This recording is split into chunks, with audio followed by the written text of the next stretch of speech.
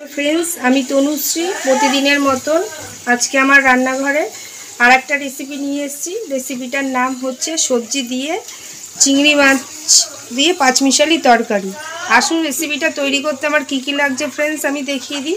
सब्जिर थालीते आछे आलू, काटुआर डाटा, सीम, मूलो, झिंगे, मिष्टि आलू, बेगुन, कुमड़ो।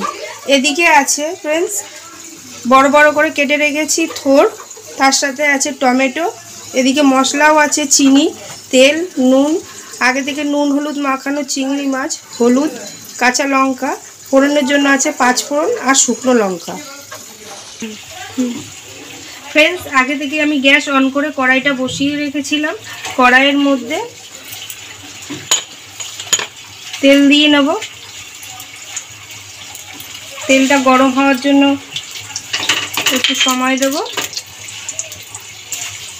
তেল গরম হয়ে গেছে, ফোড়নে দিয়ে নেব দুটো শুকনো লঙ্কা কেটে, পাঁচ ফোড়ন দিয়ে ফোড়নটা একটু নাড়াচাড়া দিয়ে নেব। ফোড়নটা আবার নাড়াচাড়া দিয়ে ভাজা হয়ে গেছে। এবার আমি আগে থেকে নুন হলুদ মাখা চিংড়ি মাছটা দিয়ে দেবো। চিংড়ি মাছটা নাড়িয়ে নেব। চিংড়ি মাছটা খুব করে ভাজতে নিতে, তাহলে শক্ত হয়ে যাবে, চিংড়ি মাছের গন্ধও থাকে না। এরপরে আমি এর উপরে দিয়ে দেবো আলুটা। আলুটা দিয়ে এবার আমি একটুখানি কিছুক্ষণ নাড়াচাড়া দিয়ে নেবো। আলুটা একটু লাল করে নেব। লাল লাল করে আমার আলু ভাজা হয়ে গেছে। এবার আমি মূলোটা দিয়ে দেবো।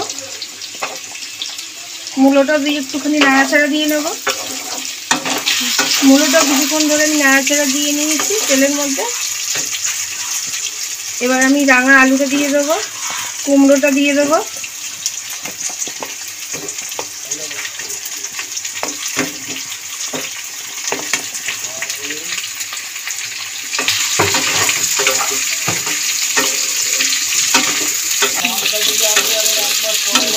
এটাও নাড়া হয়ে গেছে মূলো আর রাঙা আলু। এবার এক এক করে আমি সবজির থালিতে যা যা সবজি আছে সব দিয়ে দেবো। ডাটা, বেগুন, সিম, ঝিঙে, এদিকে আছে আমার থোর,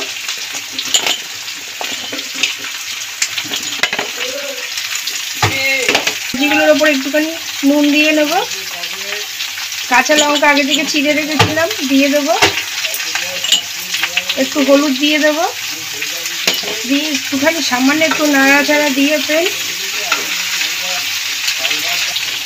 কিছুক্ষণের জন্য একটু ঢাকা দিয়ে রাখবো, তাহলে সবজিগুলো নরম হয়ে যাবে। ফ্রেন্ডস কিছুক্ষণ হয়ে গেছে, ঢাকা দিয়ে রেখেছিলাম আমি। ঢাকাটা খুললাম, খুলে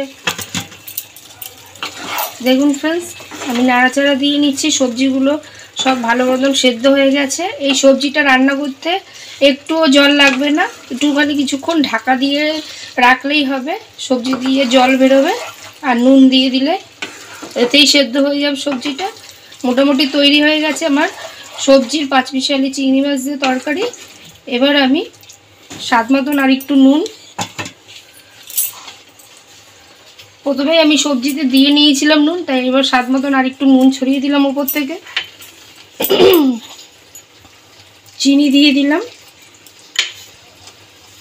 দিয়ে আবার একটু নাড়াচাড়া দিয়ে নেব ফ্রেন্ডস।